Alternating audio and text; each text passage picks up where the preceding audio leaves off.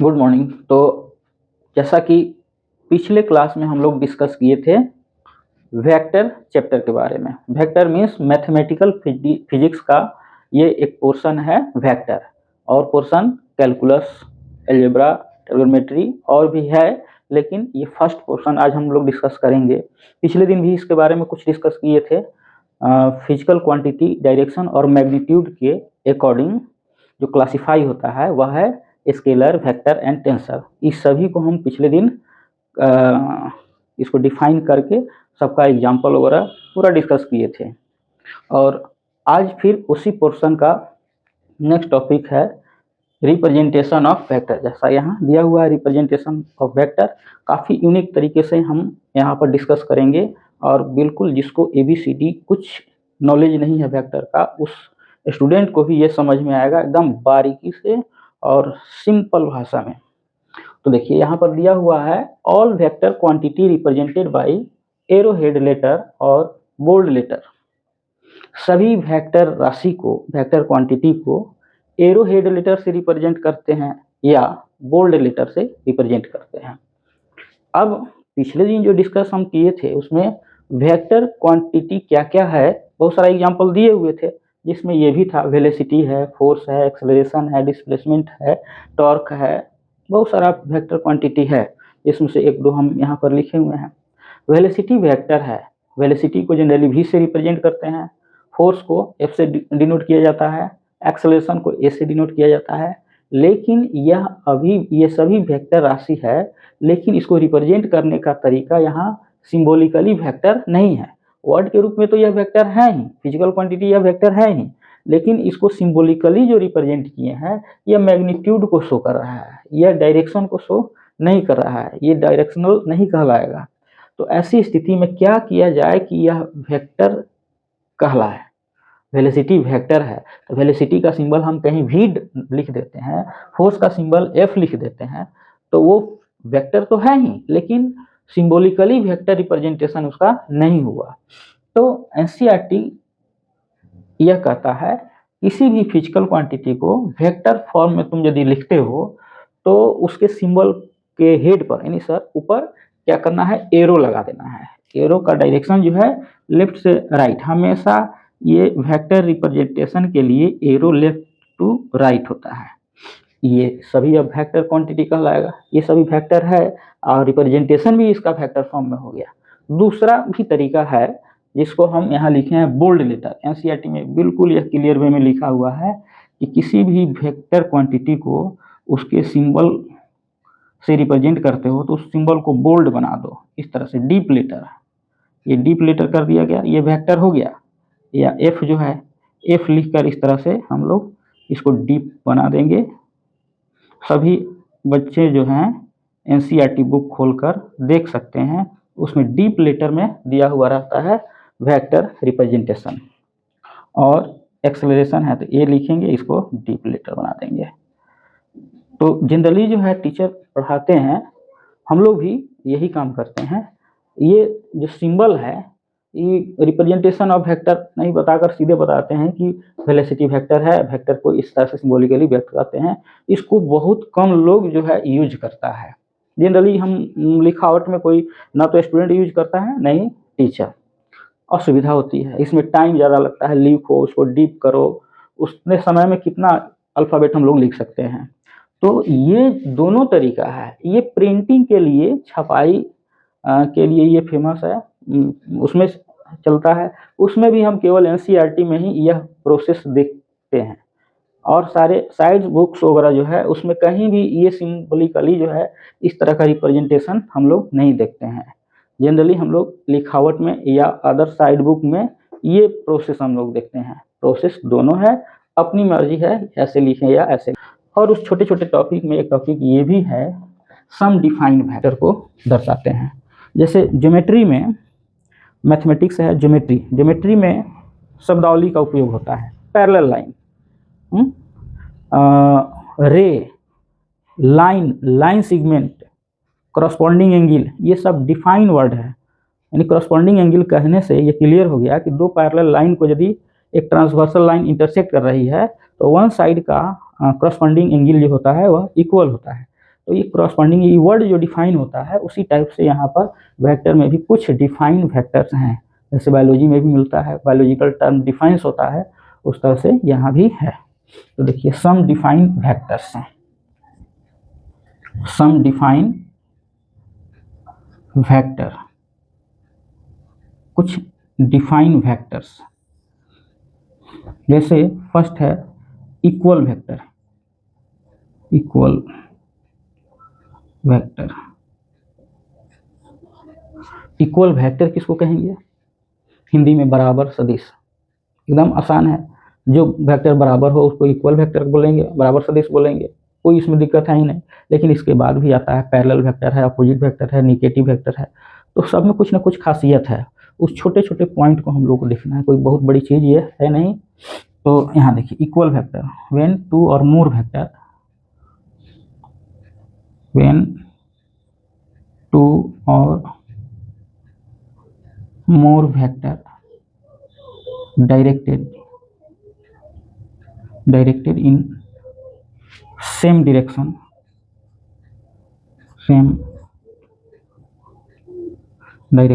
and having equal magnitude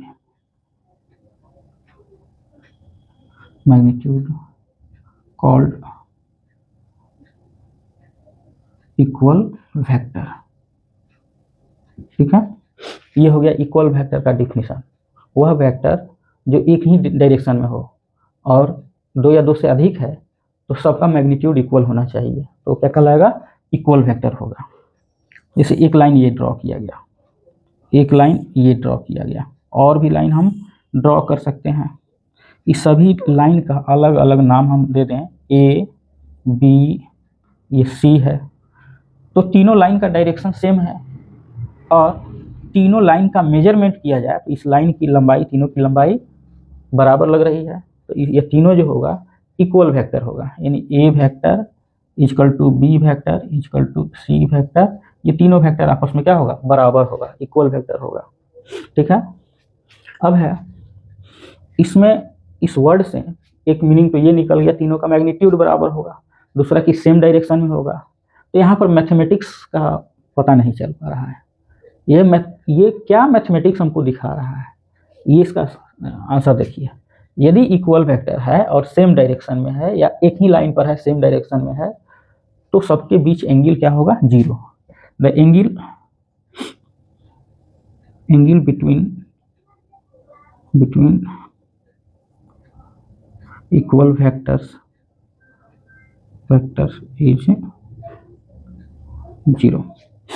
equal vector के बीच angle कितना होता है? जीरो होता है। जब भी इक्वल वेक्टर वर्ड आ गया, यहाँ क्लियर हो गया, एक ही डायरेक्शन में होगा, मैग्नीट्यूड सेम होगा और सभी के बीच एंगल बनेगा ही नहीं, जीरो एंगल हो जाएगा, तो ये हो गया इक्वल वेक्टर। अब इसी तरह दूसरा पॉइंट लेते हैं, एक है कोलिनियर वेक्टर, कोलिनियर, और सीधे इसको लीनियर और कोएक्सियल वेक्टर, ये तीनों एक ही चीज का नाम है। ठीक है, तो यदि दो या दो से अधिक वेक्टर एक ही स्ट्रेट लाइन पर हो और सबके बीच एंगल जीरो हो, मैग्नीट्यूड इक्वल हो भी सकता है, नहीं भी हो सकता है, मैग्नीट्यूड यहाँ मैटर नहीं करता है। यदि वेक्टर एक ही स्ट्रेट लाइन पर एक ही दिशा में हो तो उस सभी को हम क्या कहेंगे? कोलिनियर या लीनियर या कोएक्सियल वेक्टर बोलेंगे। जैसे सपोज कीजिए कि यह एक स्ट्रेट लाइन है और इस पर एक वेक्टर ये ऐसे है, ये दूसरा वेक्टर ऐसे है, एक तीसरा वेक्टर ऐसे है, ये तीनों वेक्टर का एरो जो है शो कर रहा है एक ही डायरेक्शन में है, और इसका नाम हम दे देते हैं पी वेक्टर, क्यू वेक्टर, ये आर वेक्टर। ये तीनों वेक्टर जो है ये तीनों एक ही डायरेक्शन में डायरेक्टेड है। ठीक है, मैग्नीट्यूड, इन तीनों लाइन की लंबाई बराबर भी हो सकती है, बराबर नहीं भी हो सकती है, वो मैटर नहीं करता है, डायरेक्शन सेम होना चाहिए। तो जब एक लाइन या दो लाइन या तीन लाइन एक ही बड़ी लाइन पर हो और एक ही दिशा में जा रही हो तो वहाँ एंगल नहीं बनेगा, एंगल यहाँ भी जीरो होगा। इस इक्वल लीनियर वेक्टर वर्ड से क्लियर हो रहा है कि कई वेक्टर है जो एक ही लाइन पर है और एक ही दिशा में है, उस सभी को हम कोलिनियर वेक्टर कहेंगे। अब इसका नेचुरल एग्जाम्पल क्या होगा भाई? यदि एक सीधी सड़क पर 2-3 बच्चे जो है एक ही कतार में दौड़ लगा रहे हैं, सभी बच्चों का वेलोसिटी अलग अलग होगा, लेकिन वो सभी बच्चे एक ही डायरेक्शन में दौड़ लगा रहे हैं, तो सभी बच्चों का वेलोसिटी कोलिनियर वेक्टर होगा। v1 v2 v3 ये तीनों एक ही डायरेक्शन में दौड़ लगा रहे हैं, सबका मैग्नीट्यूड अलग अलग हो सकता है और किसी के बीच एंगल बनेगा नहीं, सबके बीच एंगल क्या होगा? 0 होगा। तो यहाँ पर डिफाइन इसको करेंगे, इफ 2 और more vector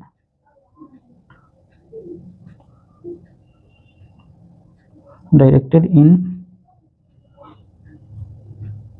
same direction and on same straight line called linear vector। Linear vector, collinear vector, coaxial vector, तो सभी बात एक ही हुआ। अब यहाँ पर भी एंगल क्या होगा? 0 होगा। द एंगल बिटवीन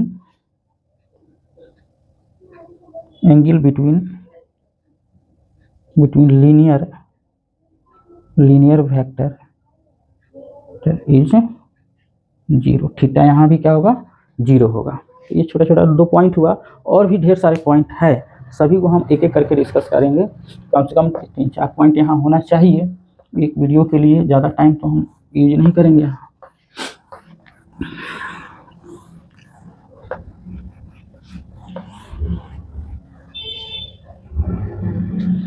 अब देखिए यहाँ 3rd नंबर में हम देखेंगे अपोजिट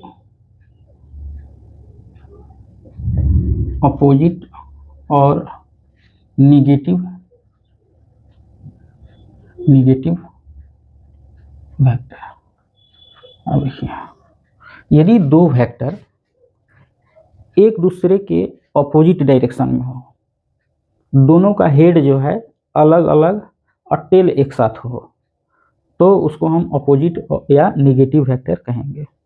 दोनों का मैग्नीट्यूड एक दूसरे के इक्वल होगा, ठीक है, और एंगल दोनों के बीच 180 डिग्री होगा।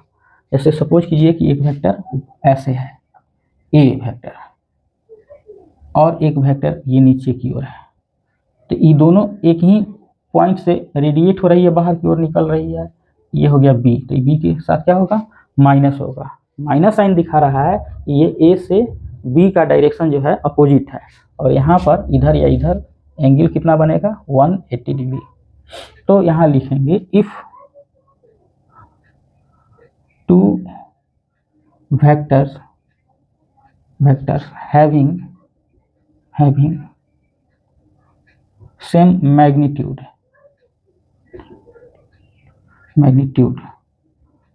but linearly opposite are called opposite और निगेटिव वेक्टर। इसको क्या कहेंगे? अपोजिट और निगेटिव वेक्टर बोलेंगे। मैथमेटिक्स क्या है? अपोजिट या निगेटिव वेक्टर्स के बीच एंगल 180 होता है। द एंगल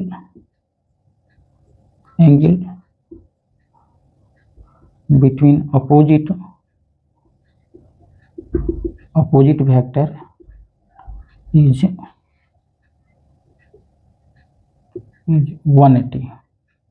180 डिग्री, ठीक है, क्लियर। अब अपोजिट या निगेटिव वेक्टर ये कोई ज़रूरी नहीं है कि एक ही स्ट्रेट लाइन पर हो। एक वेक्टर यहाँ ऐसे है और एक वेक्टर ये ऐसे है, तो ये भी दोनों एक दूसरे के अपोजिट है। दोनों का मैग्नीट्यूड यदि सेम है तो यहाँ भी ये दोनों एक अपोजिट वेक्टर एक दूसरे के अपोजिट वेक्टर कहलाएगा। ये हो गया लीनियरली अपोजिट और ये हो गया पैरेलली अपोजिट, ठीक है। तो दो पैरेलल लाइन के बीच भी एंगल 0 होता है या 180 फॉर्म करता है जब दोनों एक दूसरे के अपोजिट डायरेक्शन में हो। तो ये हुआ अपोजिट या निगेटिव वेक्टर। अब चौथे नंबर में हम लोग देखेंगे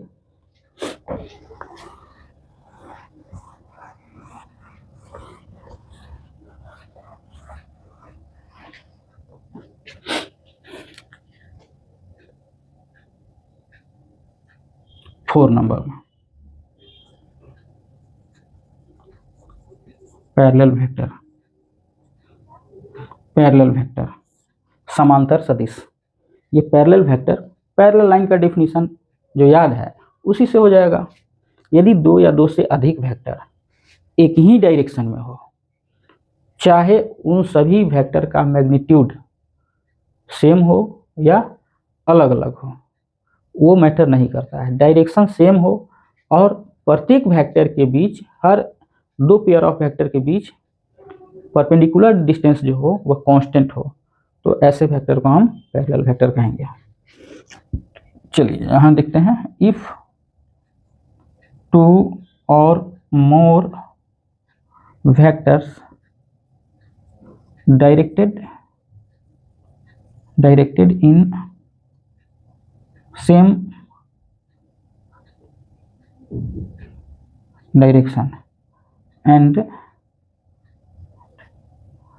perpendicular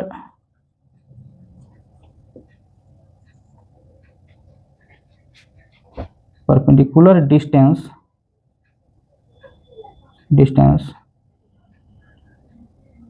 between them is constant called parallel. ये पैरेलल वेक्टर कहलाएगा। अब पैरेलल वेक्टर में एंगल क्या होगा, फिर यहाँ पर भी एंगल पैरेलल वेक्टर के बीच जीरो होगा।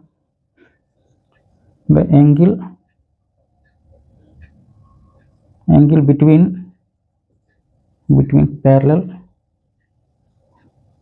Parallel vector is zero. ठीक है, ये एंगल याद रखना बहुत ज़रूरी है। इसी का उपयोग जो है रिजल्टेंट वेक्टर निकालने में होता है। बहुत बच्चे सीधे डिफिनीशन याद करते हैं और नीचे जो रिमार्केबल लाइन है उसको छोड़ देते हैं, तो ये सब गलत तरीका है। एक वेक्टर ये है, एक वेक्टर ये है, एक वेक्टर ये है, तीनों वेक्टर है, सेम डायरेक्शन में है, तीनों पैरेलल है, तीनों का मैग्नीट्यूड दिख रहा है कि इक्वल नहीं है। ये लाइन बड़ी है, ये छोटी है, इससे छोटी है, लेकिन ये परपेंडिकुलर डिस्टेंस जो है, ये perpendicular distance, not distance, perpendicular distance सभी के बीच कांस्टेंट है। ये क्या होगा, ये परपेंडिकुलर डिस्टेंस कांस्टेंट यहाँ भी कांस्टेंट है, यानी आगे की ओर बढ़ाए या बैकवर्ड डायरेक्शन में प्रोड्यूस करे, हमेशा परपेंडिकुलर डिस्टेंस कांस्टेंट रहे, तो ये क्या कहलाएगा, पैरेलल वेक्टर कहलाएगा। ठीक है, अब एक और है, कम से कम 5 पॉइंट डिस्कस करना चाहिए यहाँ।